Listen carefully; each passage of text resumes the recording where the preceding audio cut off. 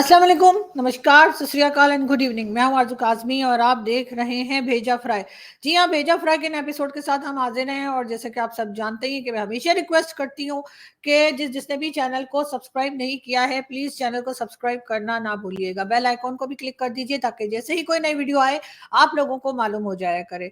बाकी लाइक के बटन आपकी मर्ज़ी, आपको वीडियो अच्छी लगी तो आप लाइक का बटन क्लिक कीजिए, नहीं लगी तो प्लीज़ मुझे गाइड कीजिए, मुझे बताइए कि मैं और मज़ीद कैसे वीडियो को बेहतर बना सकती हूँ।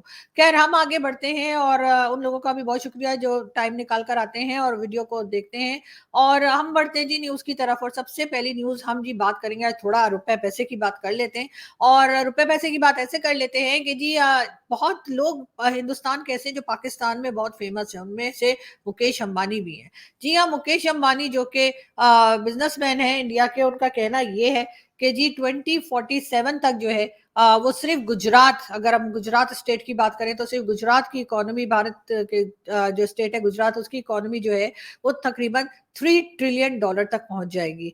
और इसके साथ साथ उनका ये भी कहना है कि जी 2047 तक, यानी कि जब 100 साल पूरे हो जाएंगे आज़ादी मिले हुए भारत को, यानी 1947 से 2047 तक, उस वक्त तक $35 ट्रिलियन की इकोनॉमी बन चुका होगा भारत। यानी कि एक बहुत बड़ी बात है, बहुत इम्प्रेस होने की बात है, बहुत कुछ सीखने की ज़रूरत है पाकिस्तान को। और मैं हमेशा यही कहती हूँ कि पाकिस्तान को अपनी इकोनॉमी को बेहतर करना चाहिए, तभी आपकी दुनिया में कोई इज्जत होगी, तभी आपके पासपोर्ट की कोई वैल्यू होगी और आपके सिटीजन्स को कोई इज्जत की नज़र से देखेगा। लेकिन भारत से सीखने की बार-बार बात हम जो करते हैं और बहुत से हमारे दोस्त कहते भी हैं कि भई आप भारत की बात क्यों, ज़ाहिर है भारत हमारे साथ जुड़ा हुआ है, बॉर्डर हमारे साथ है, हम भारत का हिस्सा रह चुके हैं। भारत की चीज़ें या बातें हमें ज़्यादा आसानी से समझ आती हैं और ज़्यादा हम उनको फ़ॉलो भी कर सकते हैं और कुछ सीख भी सकते हैं। बहुत नफ़रतें हो गई, बहुत हमने एक-दूसरे के खिलाफ बोल लिया, बहुत कुछ कर दिया। अब मेरा ख़्याल है थोड़ा-सा हमें इंसान का पुत्र बन जाना चाहिए, पुत्री बन जाना, बल्कि इंसान का बच्चा बन जाना चाहिए और हमें जो है वो थोड़ा-सा कोशिश करनी चाहिए कि पाकिस्तान अपनी इकोनॉमी के ऊपर फ़ोकस करे। पाकिस्तान अपनी इकोनॉमी को बेहतर करे और उसके लिए यकीनन पाकिस्तान में भी फैक्ट्रीज को ओपन करना पड़ेगा और फैक्ट्रीज ओपन करनी है तो आपको इलेक्ट्रिसिटी देनी पड़ेगी। और इस वजह से कई लोगों ने कहा है कि उनकी फैक्ट्रीज बंद इसीलिए हुई हैं कि जी बार बार लोड शेडिंग होती है, काम नहीं हो पाता है, सब कुछ। लेकिन इस किस्म की जो स्टेटमेंट्स आती हैं या इस किस्म की जो बातें या न्यूज आती हैं भारत की तरफ से, वो देखकर यकीनन मेरे जैसे जो आम से सिटीजन हैं या जर्नलिस्ट हैं, हमें ज़रूर एक अच्छा लगता है और हमें ज़रूर ऐसा लगता है कि कुछ ना कुछ सही, चलो 2%, 1%, 3% सही, लेकिन हम भी कुछ आगे बढ़ सकते हैं, हम भी कुछ सीख सकते हैं। अगर जैसे आप सबको याद होगा कि जब इमरान खान की गवर्नमेंट थी तो उस वक़्त प्राइम मिनिस्टर मोदी ने एक बात की थी कि अगर हमें आपस में मुकाबला करना है तो हम एजुकेशन में करें, हम जो लोग गरीब हैं उनके ऊपर हम मतलब कंपटीशन रखें कि हम मुल्क से वो गुर्बत को दूर करें, भूख को दूर करें और लोगों के पास जॉब हो। और इस किस्म की कई पॉइंट्स जो है वो पीएम मोदी ने बताए थे। मेरा ख्याल है कि उसके ऊपर अगर उस वक्त इमरान खान साहब ने अमल किया होता और उस चीज को लेके चले होते तो शायद आज हालात काफी बेहतर होते। लेकिन चले, जब भी शुरू करें तो अच्छी बात होगी। तो मेरे ख्याल है पाकिस्तान को जो है एक बार फिर कोशिश करनी चाहिए और अपनी इकोनॉमी को बेहतर करना चाहिए। अब देखिए, आपको मैंने जैसे बताया था कि यूएई के जो कहने चाहिए जो क्राउन प्रिंस हैं वो भी, या हेड जो है वो जी भारत गए हैं और यही वाइब्रेंट गुजरात समिट के लिए, और वहां पे जाके एग्रीमेंट साइन हो रहे हैं, चेक रिपब्लिक के साथ साइन हो रहे हैं, दूसरी कई कंट्रीज के साथ साइन हो रहे हैं। इसके अलावा एमबीएस जी हाँ, मोहम्मद बिन सलमान, उन्होंने अपने आप को इतना मॉडर्न किया है कि यहाँ से यानी कि भारत से जो है वो उनकी जो एक हिंदू मिनिस्टर हैं वो पहुंची हैं, पार्लियामेंट की मेंबर जो है वो पहुंची हैं और वहां पे मक्का मदीना में उन्हें वेलकम किया गया है, हर तरह से उनको रिस्पेक्ट दी गई है और ये चीज बहुत अच्छी है। पाकिस्तान में 4 एक दिन तो बिल्कुल खामोशी रही है, एकदम सब लोग चुप रहे। उसके बाद अब थोड़ा थोड़ा करके थोड़ा सा जमात इस्लामी ने हल्की सी कहा कि नहीं, यहाँ नहीं, ऐसा नहीं होना चाहिए, मोहम्मद बिन सलमान को ऐसा नहीं करना चाहिए। अच्छा, उसके बाद सेनेटर मुश्ताक हैं, उन्होंने कहा कि नहीं जी हम ऑब्जेक्शन करते हैं, हमें थोड़ा इतराज है, हमें ये वो बोलना चाहिए। लेकिन बात सारी ये, किसी में हिम्मत नहीं है कि वो सऊदी अरब को कुछ बोले। ठीक है, सऊदी अरब अपनी मर्जी से सब कुछ करता है और सऊदी अरब के आगे हम खड़े रहते हैं कटोरा लेके। हर वक्त पैसा मांग रहे होते हैं, हर वक्त पैसा मांग रहे होते हैं, और वो पैसा भी ऐसे देते हैं कि वो कहते हैं कि बैंक में रख देना, टच करने का नहीं है, सिर्फ देख सकते हो। ये तो काफिर कंट्रीज हैं जिसमें चाइना भी शामिल है, जिसमें आईएमएफ भी है, वर्ल्ड बैंक है। वो बेचारे जो पैसा देते हैं उसको हम खा पी के बराबर कर देते हैं, लेकिन इस्लामिक कंट्री अगर कोई पैसा देती है तो उसके साथ साथ वो हमें एक अदर डंडा भी देती है, और उसके साथ वो कहती है खबरदार जो तुम लोगों ने इस पैसे को खर्च किया या हाथ लगाया। और वो पैसा रख के हम बैठे रहते हैं और हम यही सोचते रहते हैं कि भाई बस ठीक है, रखा है तो काफी है। वरना इस वक्त वो होना तो ये चाहिए था कि सऊदी एम्बेसी के आगे जाकर टायर जला देते, सऊदी एम्बेसडर से कहते हैं निकलो फूटो यहाँ से। लेकिन जाहिर है हम लोग दोगले लोग हैं और हम इस किस्म की हरकत नहीं करते। हमें जहां से कुछ मिलने की उम्मीद हो, जहां से हमें फायदा हो, वहां हम हमेशा बिल्कुल चुपचाप रहते हैं। और यही वजह है कि इस वक्त हम आराम से खामोशी से बैठे। वैसे किसी और इस्लामिक कंट्री ने भी कोई एतराज नहीं किया है। ये वाली जहालत कि जी मक्का मदीना में कोई नॉन मुस्लिम नहीं जा सकता और ये नहीं हो सकता, ये वाली जहालत आपको सिर्फ और सिर्फ इत्तेफाक से पाकिस्तान में ही मिलेगी। नहीं, हिंदुस्तान में भी कुछ शायद मिलती हो, कुछ हिंदुस्तान के मुस्लिम्स भी जो है ना वो कुछ इसी माइंडसेट के। मगर ये जरूर है कि पाकिस्तान में इस तरह के लोगों की भरमार है। मगर बात सारी वही है कि जी एमबीएस बिल्कुल ठीक कर रहे हैं और उनको बिल्कुल अब मॉडर्न हो जाना चाहिए। जाहिर है 10 से 15 साल में ऑयल हो जाएगा खत्म, और उसके बाद जाहिर है कि उनको जो है वो किस तरीके से गुजारा करेंगे। जाहिर है कोई ना कोई लोगों को बाहर से बुलाया जाएगा, टूरिज्म के ऊपर काम किया जाएगा, ये सब चीजें की जाएंगी, तभी कुछ हो पाएगा ना। वरना किस तरह से अपना खर्चा सऊदी अरब चलाएगा और किस तरह से आगे बढ़ेगा। लेकिन ये बातें जो है वो हमारे यहाँ के जो जाहिल मुल्ला या वो लोग, हमारे यहाँ हर एक मुल्ला जो है वो जाहिल नहीं, मतलब मुल्ला के अलावा भी पब्लिक जो है वो माशाल्लाह से जाहिल ही जो है पाकिस्तान में बैठी है। उनको ये ख्याल आता है कि जी ये क्या हो गया, ऐसे कैसे चले गए, ये क्या हो रहा है। लेकिन बात सारी यही है कि जो हमें पैसा देता है हम उसके सामने कुछ नहीं बोलते। अभी हमारे भारत के साथ कोई इस किस्म की डील नहीं है, कोई इस किस्म की बातचीत नहीं चल रही कि ट्रेड चल रही हो या हमें किसी किस्म का कोई फायदा हो रहा हो, जो कि हमें पैसे के लिहाज से कोई फायदा हो रहा हो। जिस दिन हमें वो फायदा शुरू हो गया और मोदी जी ने 2-4 बिलियन इधर, ट्रिलियन, ट्रिलियन तो नहीं चले, बिलियन ही सही, 2-4 बिलियन इस तरफ खिसका दिए कि लो, उस दिन आप देखिएगा कि एक भी आवाज पाकिस्तान से नहीं उठेगी कि वो ये बोले कि है ये क्या कर दिया। तो वो बिल्कुल चुप हो जाएंगे, ना कश्मीर पे बोलेंगे, ना किसी और बात पे बोलेंगे, ना ना वो वहां पे कहा जा रहा होगा कि जी हमने गजवाए हिंद कर दिए, ना कुछ कुछ भी नहीं होगा। इस चीज से साफ जाहिर होता है कि जहां पर हमें कुछ मिलने की उम्मीद होती है। तो आप देख सकते हैं कि सऊदी अरब के साथ जो है कुछ नहीं हुआ, जबकि वो फ्रेंच एम्बेसडर जो था वो बेचारा, उसको यहाँ से निकालने की बात की, टायर जलाए, उसको मारने की धमकी दी, लेकिन सऊदी अरब के लिए कुछ नहीं हो रहा। वैसे तो खैर मैं जो है जिसे कहते हैं ना कि सलाम पेश करती हूँ एमबीएस को, जो इतना जबरदस्त किस्म के काम कर रहे हैं। और मैं हमेशा कहती हूँ इस्लाम में रिफॉर्म्स की बहुत ज्यादा गुंजाइश है और होने चाहिए। और ये जो नफरतें हम रखते हैं ना कि यहाँ पे नॉन मुस्लिम नहीं आ सकता, यहाँ पे फलाना नहीं आ सकता, ये चीजें हमें खत्म करनी होगी। और बहुत अच्छा लगा मुझे कि स्मृति ईरानी साहिबा जो हैं वो गई वहां पर और मक्का मदीना में उन्होंने विजिट किया और बहुत जबरदस्त किस्म का उनको वेलकम मिला। खैर वो तो हम पहले भी आपसे बात कर चुके हैं और ये सब कुछ बहुत अच्छा लगता है जब भी हम देखते हैं। बहरहाल देखते हैं कि मुकेश अंबानी की जबरदस्त किस्म की स्टेटमेंट के बाद क्या पाकिस्तान में कोई इकोनॉमिस्ट, पाकिस्तान के कोई पॉलिसी मेकर या पाकिस्तान की गवर्नमेंट या वो लोग जो पाकिस्तान चलाते हैं जिनके हाथ में पावर है, क्या वो इस तरफ सोचेंगे कि जी थोड़ी सी इज्जत हम भी कमा लें, थोड़ा सा हम भी इकोनॉमी पे काम कर लें, थोड़े से हम भी अपने मुल्क के हालात को बेहतर कर लें। कब तक पैसा मांगते रहेंगे? मतलब मेहनत से कमा के खाने की जो एक मजा होता है वो शायद किसी और चीज में नहीं होता। आपको अगर कोई फ्री की रोटी ला के दे दे तो आपको खा के ना भूख लगती है और ना आपको अच्छा लगता है। लेकिन हाँ, अगर आप मेहनत करें, आप काम करें, चाहे आप सुबह से रात तक यूट्यूब पर ही क्यों ना बैठे हो, आप जब मेहनत करके एक वक्त की रोटी कमाते हैं और आप खाना खाते हैं तो आपको बहुत अच्छा लगता है।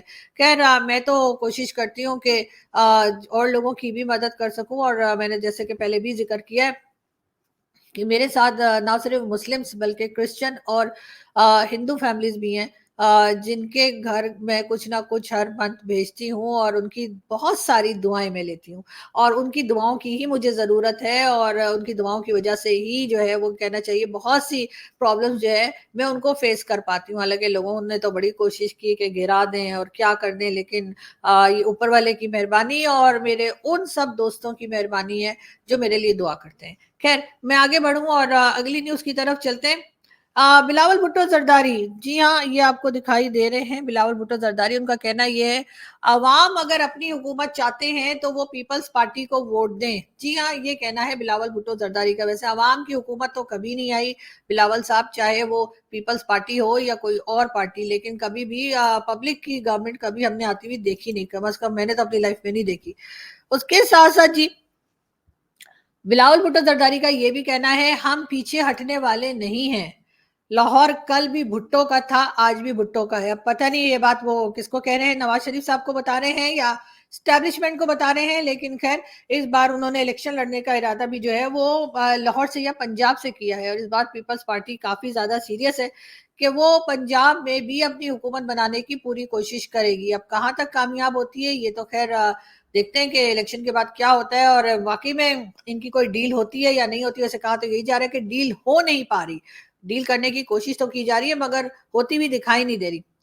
सदर मुमलिकत ने जस्टिस मुजाहिर जी हाँ, जस्टिस मुजाहिर नकवी का रेजिग्नेशन जो है वो एक्सेप्ट कर लिया। खैर, ये जस्टिस साहब ने पता नहीं क्यों रेजिग्नेशन दिया है, लेकिन बहरहाल इनका रेजिग्नेशन जो है वो एक्सेप्ट हो गया है, अच्छी बात है।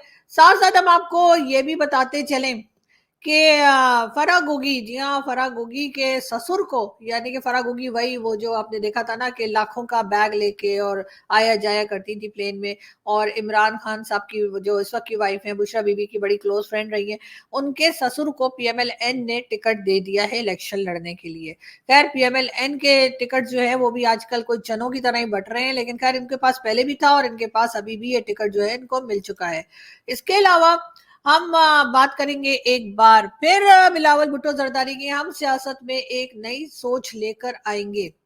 अब वो एक नई सोच क्या है पता नहीं। एक नई सोच इमरान खान भी लाए थे जिसमें उन्होंने कहा था कि नहीं मैं नया पाकिस्तान बनाने जा रहा हूँ, और अब एक नई सोच की बात जो है बिलावल भुट्टो जरदारी भी कर रहे हैं। खैर, ऊपर वाले ही बचाए, लेकिन देखते हैं कि ये नई सोच जो है वो क्या है और किस तरह से वो इसके ऊपर जो है वो काम करने वाले हैं। ऐसे सुन के, ऐसी बातें सुनकर डर ही लगता है, मगर खैर हम आगे बढ़ते हैं, हम देखते हैं एक क्लिप और फिर आपसे बात करते हैं। पेरेंट्स जो हैं वो इंडिया से माइग्रेट करके आए थे जब वो छोटे थे, मतलब बच्चे थे, तो वहाँ उनके पेरेंट्स यहाँ आए थे। मदर मेरी दिल्ली से आई थी, फादर मेरे इलाहाबाद से जो अब प्रयागराज कहलाता है वहां से आए थे। मैंने तो अपनी ग्रैंड मदर को दादी को कभी देखा ही नहीं सलवार कमीज में, साड़ी पहनती थी। मेरी मदर भी साड़ी पहनती थी, हाय शादी में हाय भी हाय। साड़ी पहनी थी उन्होंने। तो मुझे समझ नहीं आती कि वाह। क्या फर्क है। अगर मैं ये कह सकती हूँ सर कि मुझे यूरोप पसंद है, मुझे अमेरिका पसंद है, तो अगर मैं ये कह दूं कि मुझे भारत पसंद है तो मैं गद्दार क्यों हो जाती हूँ? मुझे ये चीज समझ में नहीं आती। वो दुश्मन मुल्क बना लिया ना हमने। वो फिर वो देखे ना, फिर वो अगर हम दुश्मन मुल्क ना बनाते तो हम जस्टिफाई कैसे करते पार्टीशन को? हम्म। फिर दुश्मन मुल्क तो बनाना था ना, दुश्मन देश। ਤੁਸੀਂ ਮੈਨੂੰ अंदर करा बिल्कुल। देना है आरजू। क्यों सर? बिल्कुल करा देना। तो सर, मैंने आपको सुनने के लिए ही तो आज आपको बुलाया है, कोई गंदा नहीं करेगा आपको, डोंट वरी, आप बात कीजिए।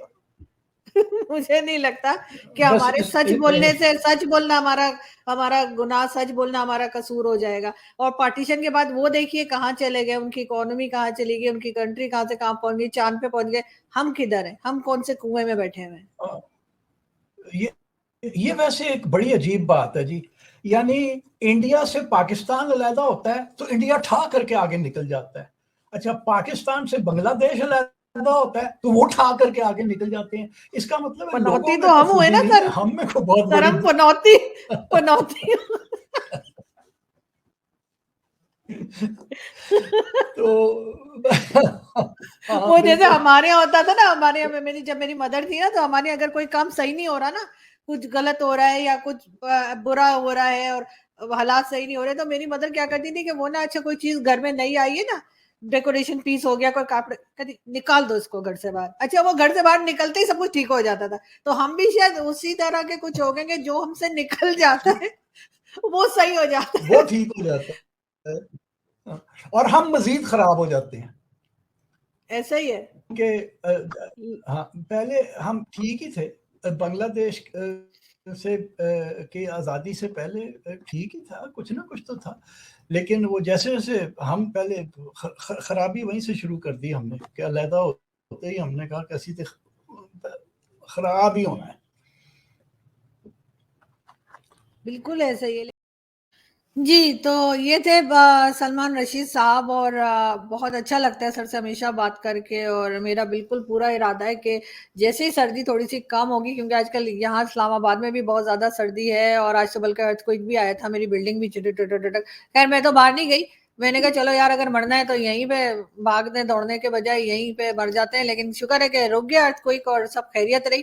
तो आजकल क्योंकि सर्दी बहुत है, तो जैसे ही सर्दी कुछ कम होगी तो मैं जाऊंगी लाहौर, और सलमान रशीद साहब से ज़रूर मिलूंगी, और मज़ीद उनसे जो है वो हिस्ट्री के बारे में जो है बातें कर आऊँगी, और पूछ कर आऊँगी, और सीख कर आऊँगी, क्योंकि मेरा ख़्याल है कि जितने पाकिस्तानी हैं उनको बहुत ज़्यादा ज़रूरत है मेरे समेत कि हम जो है वो हम हिस्ट्री को सुनें, हिस्ट्री को पढ़ें, और अपने आप को ठीक करें, अपनी सोच को ठीक करें, करेक्शन करें अपनी।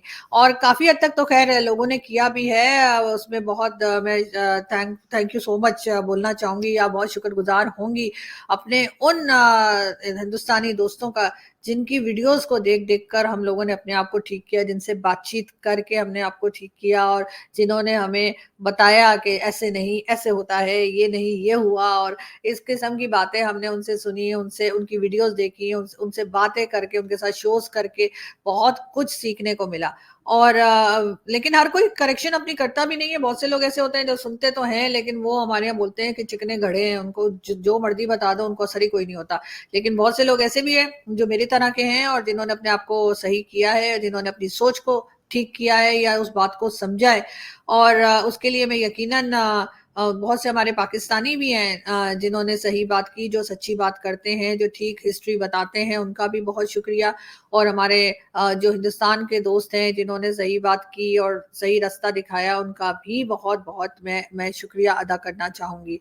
खैर, हम बढ़ते हैं अगली न्यूज़ की तरफ, और फिर हम आपसे आगे बात करेंगे, और उसके अलावा हम आपको ये भी बताते चलें कि जी अब ये देखिए, ये हैं जी उस्मान बुज़दार साहब। उस्मान बुज़दार साहब के बारे में जी बताया ये जा रहा है कि जब ये चीफ मिनिस्टर बने, तो चीफ मिनिस्टर बनते ही जी इनके एसेट्स में बहुत ज़्यादा इज़ाफ़ा हो गया, और ये एकदम से ना अरबपति, खरबपति बन गए। और लेकिन इस बारे में जो है वो कोई कुछ कह नहीं रहा है, और इमरान खान के ये बड़े चहीते रहा करते थे, और इमरान खान ने सबको हटा दिया, नहीं हटाया तो उस्मान बुज़दार साहब को।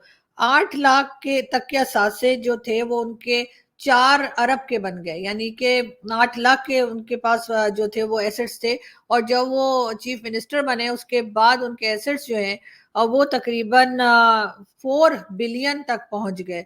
अब कोई इनसे पूछने वाला नहीं है कि सर ये पैसा कहाँ से आया, किधर से आया, क्योंकि जाहिर है कि कहीं ना कहीं से ये किसी के फेवरेट रहे होंगे। जब इमरान खान ने सारी दुनिया के मिनिस्टर अपने हटा के और बिठा दिए, लेकिन उस्मान बुज़दार साहब की सीट हमने कभी भी जाती हुई नहीं देखी।